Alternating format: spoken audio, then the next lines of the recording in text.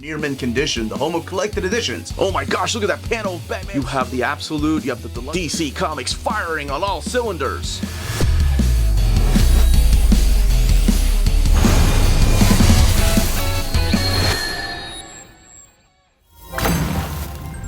A brand new start for a classic character is here.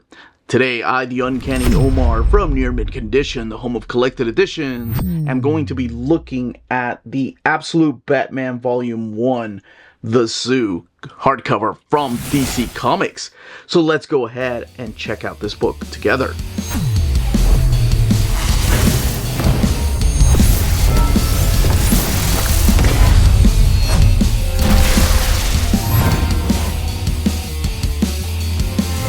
And welcome back, everybody. What we're looking at here is the latest standard size hardcover from DC Comics. This is the way they are releasing their Absolute line. What's really unique about this is that they're doing it in this format and also in a trade paperback format. This right here, as I've stated several times on the channel, is no bigger than a trade paperback. As a matter of fact, just to kind of ease your mind, even though the actual hardcover looks taller and just a little bit wider, if you look at the trim size of the paper, like so, it's the same dimensions. So it's the dimensions of a single issue, a floppy, if you will. But it's pretty cool that they're releasing it like this. We've seen DC do that in the past, where they release something in a trade paperback and in a standard size hardcover the same day. Absolute Batman, The Zoo, Scott Snyder, Nick Dragotta, Frank Martin. Another thing important to note, not just the format, but the price. The hardcover, standard size hardcover here is $24.99. The trade paperback is $17.99. Everything on the inside is identical. The DC All-In logo up there. The Absolute Batman, The Zoo. Snyder, Dragotta, Martin. The DC Bullet logo. And then the Absolute Dark Knight. Down here is where you're going to see the volume number. Again, something that we've seen in the past from DC Comics. Whether it was The Flash or Green Lantern, they would put the volume numbers in the back instead of the spine of the book.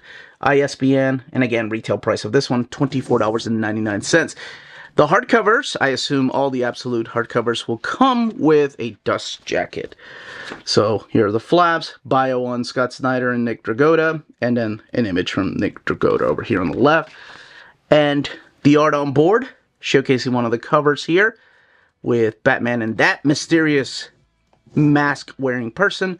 The back of the book with the Bat logo. Absolute Batman, The Zoo.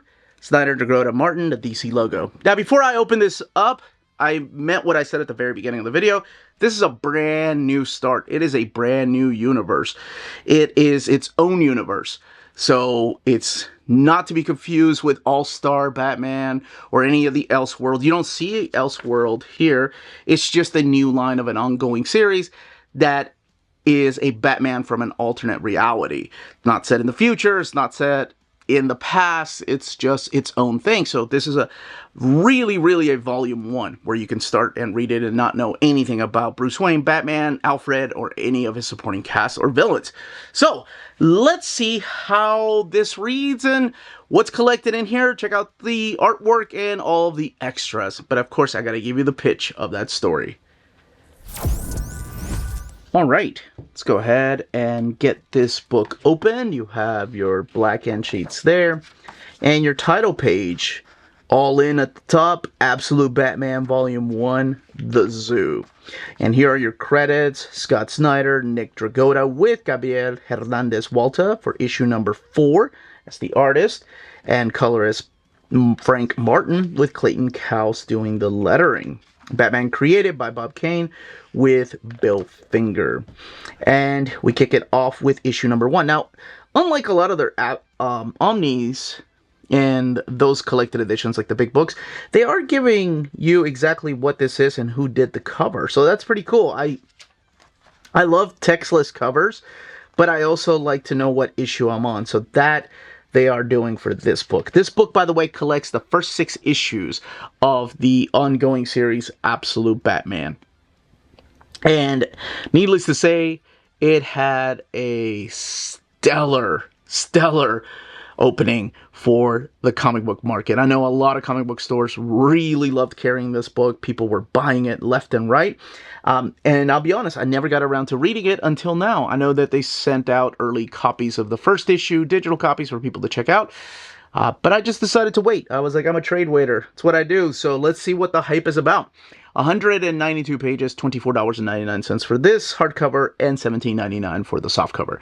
In order for me to talk about this book and do it justice and give you the proper pitch, I do have to talk about certain spoilers because we are talking about a new universe and things are different. And you may be rolling your eyes with like, dude, I've seen different things. I'm an Elseworld guy. There's nothing new they could throw at me, but we'll see. Because after 40 years of reading comics, I feel the same way, but it's so nice to be surprised, pleasantly surprised at that. Absolute Batman The Zoo, part 1 of 5. So we start off with this narration coming back to Gotham, somebody that you think is Bruce Wayne, and we're going to see that a couple times. You're going to be fooled into thinking it is Bruce Wayne, but it turns out to be somebody else. This time around, it is Alfred Pennyworth who has returned to Gotham to see just how corrupt it is and how he is perhaps trying to change that, working for somebody. He has an investor, if you will, that has hired him to do a couple of things, and he has kind of something unique has caught his eye in Gotham City. So again, a brand new start. So then we're led to believe that this is Bruce Wayne, because we've seen this actually very similar scene from the pages of Batman Year One, where you have Bruce training, but it is not. Bruce Wayne is actually this huge guy that kind of looks like Bane if you're familiar with the DC universe, the regular DC universe. Now, this Bruce Wayne is punching this punching bag while having flashbacks. And the flashbacks are that of a zoo, hence the title of the first book. And it's of his father. Now, things are different in this universe. Apparently, his father was not just his dad, but also his teacher. So in this world, Thomas Wayne is not a surgeon. He is a teacher. And he's taking his son and his son's group of friends, and I guess the school, to the zoo on a trip. And then he breaks the punching bag. And we cut that flashback, which will come back throughout the entirety of all 6 issues, and I'm assuming the entire series, here in a little bit. Now, we see this guy walking around with a snake around his neck and a crocodile, and his name is Waylon. So, you know, readers of DC Comics are like, wait a second, that's gotta be Killer Croc. That dude's gonna be evil. And then we see something pretty unique here that I don't think I've seen before, not like this, not in this magnitude. And that is Waylon looking at a picture of a young Bruce Wayne with a group of friends, including himself when they were kids. Now, later on, you find out that this group of friends are not just Waylon and Bruce Wayne, but also a kid named Harv, a kid named Eddie, and a kid named Ozzy, and then Selina. So what we're looking at is perhaps in this universe, Bruce Wayne was once friends with who will become Killer Croc, Two-Face, Catwoman, and the Penguin and Riddler. Or are they still friends? Well, we'll come back to that here in a little bit. Then we see Black Mask. That's who this is. This is Roman, and he's making his move. He's got his own goons with their own mask, and he's making a power move on the criminals of Gotham City. So we do have classic criminals here, like family members from different gangs that are being betrayed by Black Mask because he's showing them who's boss. Now, news reports are all over the place that Gotham is being invaded by somebody called the Party Animals. It's a group of people that are wearing masks and just robbing and murdering and just doing awful things to Gotham. Then we have none other than Mayor Gordon over here that is kind of taking a stance against these people. Now, he has his own commissioner, and that is Commissioner Bullock. And then we see this young lady here that is asking questions and telling people to calm down. You know, it's not the cops' fault that the city is being run amok by these group of criminals known as the Party Animals. That young lady that we see stand up for Mayor Gordon, well, I'll talk about that here in a second, who that is. So yeah, these group of criminals come in wearing masks. Of course, they're all wearing these black masks, and they're trying to kill Mayor Gordon. As a matter of fact, this is an assassination attempt, and we see this young lady, Barbara Gordon, that he calls Barb. He doesn't call her Babs. I thought that was cute, but he calls her Barb. So that is Barbara Gordon of this universe, a police officer, and trying to help her dad. And this is when Batman makes his entrance here. So this is the way that he fights. We see him using his cape. We see him using parts of his costume that we've never really seen before in either the cinematic universe or the animated universe or in the comics, or at least I haven't. And it's pretty cool how he's using the cape as a weapon. Like, it's got almost like anvils attached to the end of his cape, so he's kind of throwing them down as daggers. He'll later on use his ears, but I think what mine and a lot of people's favorite part about his costume is, whenever people saw this costume design by Nick Dragotta, they were like, oh, he's too bulky. Of course, not everybody, right? A lot of us that collected comics in the 80s, we heard the same thing when people were looking at The Dark Knight Returns by Frank Miller. Comic book stores were like, what? The people, the fans, they never liked something different. But I thought, it kind of works if it's an older Batman, but he's not. He's in his 20s, as we find out here in a little bit. But what's really cool about this is that he utilizes the bat symbol as a giant, cleaver / hammer that he made himself. This Bruce Wayne is a lot different. He's a lot more ruthless. He uses a lot more curse words. Of course, they're censored here. And I don't know, part of me was like, oh, I wish this wasn't censored. I kind of wish that I could see it completely uncensored, like a red band version. But this is where Alfred comes in and he sees what this guy is capable of doing. And this is when he decides to kind of keep a closer eye on this Bruce Wayne. So now we get to find out a little bit more about Bruce Wayne and who he is. Bruce Wayne, a young kid in his 20s. His dad was a teacher, and his mom is a social worker. And I use those verbs just like that, was and is. So apparently at the zoo, there was a shooter. And Thomas Wayne, Bruce's dad, took everyone in the classroom, put him in a room, and told them, no matter what, do not open that door. And he ended up getting killed by this shooter named Joe Chill. We find out that his mom and him are still alive. So in this universe, Martha Wayne is still alive. And Bruce isn't a gigantic millionaire like he is in just about every incarnation. He's a guy that works at construction sites. He's a super smart kid, but he didn't follow a lot of the guidelines and a lot of the laws, so he got in trouble a lot of the time. He dropped out of college. He went back to college, and we start seeing the differences in this universe compared to the regular universe, right? Because it's for somebody that's been reading comics like I have, as long as I have, I'm sure a lot of people do this. Oh, this is different, and we've seen this before. But keeping Martha Wayne alive is a really interesting move. We see this beautiful relationship between them, and we see how much the loss of his father has impacted him and what it's driven him to do. Through a series of flashbacks, you kind of find out why he decided to take on the mantle of the Bat. And I don't want to spoil that for everybody, because I think revealing the fact that Martha Wayne is still around is a big, big change, right? The drive for Batman has always been Murder Alley, the Mask of Zorro, not relying on a group of people, which he's doing here. So it's a lot different.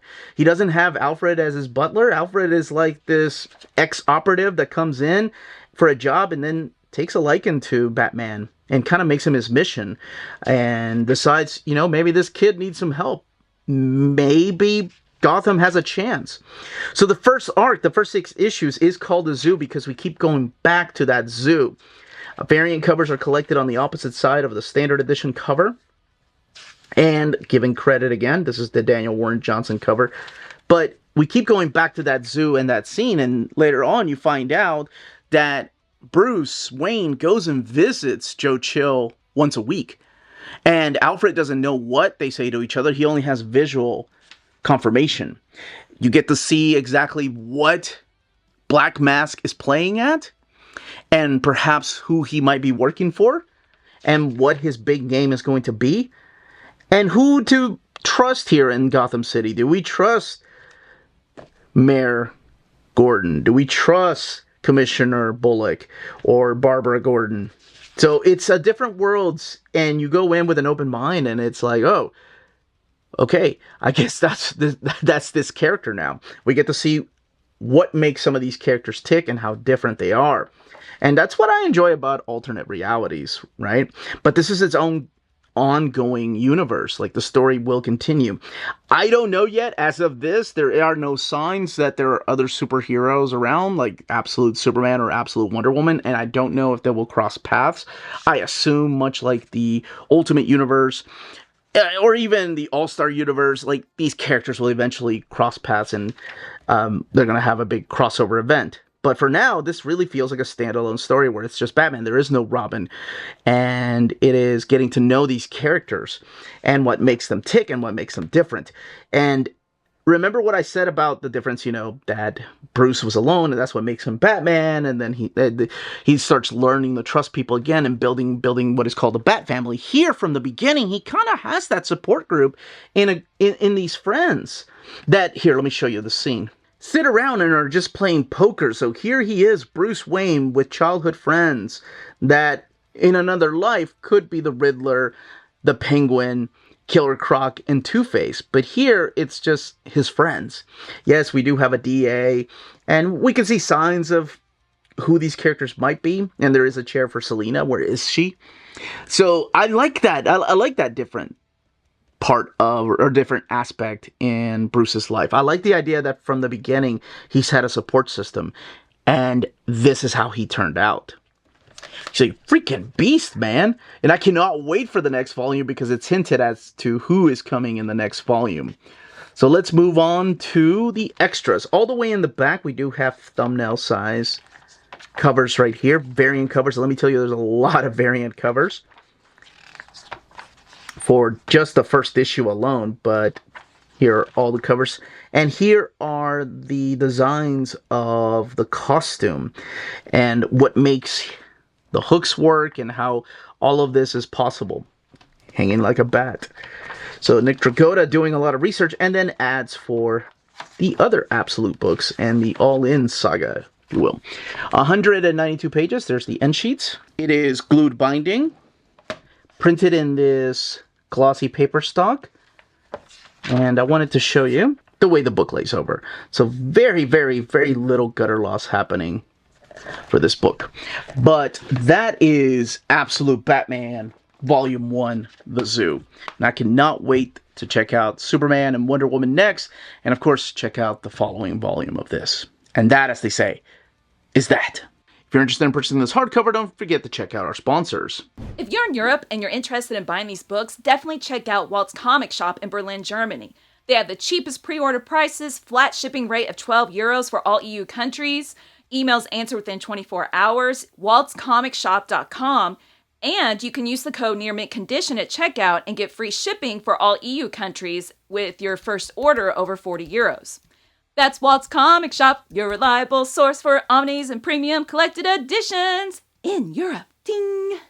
CheapGraphicNovels.com, your online home for graphic novels and collected editions up to 50% off cover price. They have excellent shipping and prompt and helpful service. Check out their bargain deals for up to 90% off cover price. And don't forget that CGN also takes pre-orders. That way you don't miss out on the hottest releases. And they are currently running a special promotion for you Minties. If you're a first-time customer, after receiving your order confirmation email, reply back to that email and let them know Near Mint Condition sent you their way. They will then apply a free shipping promotional credit to your next order in the US. Cheap Graphic Novels, your source for the hottest books with the kind of deep discount, quality shipping, and customer service that will keep you coming back for more. And that was the content and page count build of the hardcover, and of course the pitch of the story and the extras in the back. If you have been checking this out, let me know in the comments down below what you think about the Absolute Universe. What is your favorite title? I've heard a lot of praise for Wonder Woman, one that I'm very excited to check out, and also Martian Manhunter, which, man, I love that creative team too. And what you thought of Absolute Batman, of course. And if you would love to see this collected one day, I know everybody has made their joke about absolute lines, but who knows, maybe one day we will get those. But what other format do you want to see this in? Do you want to see it eventually collected in an omnibus format? If you do want to see it in an absolute format one day, let me know in the comments down below. Any questions, leave those down below. Smash that like button on the way out, everyone. Stay healthy and safe out there.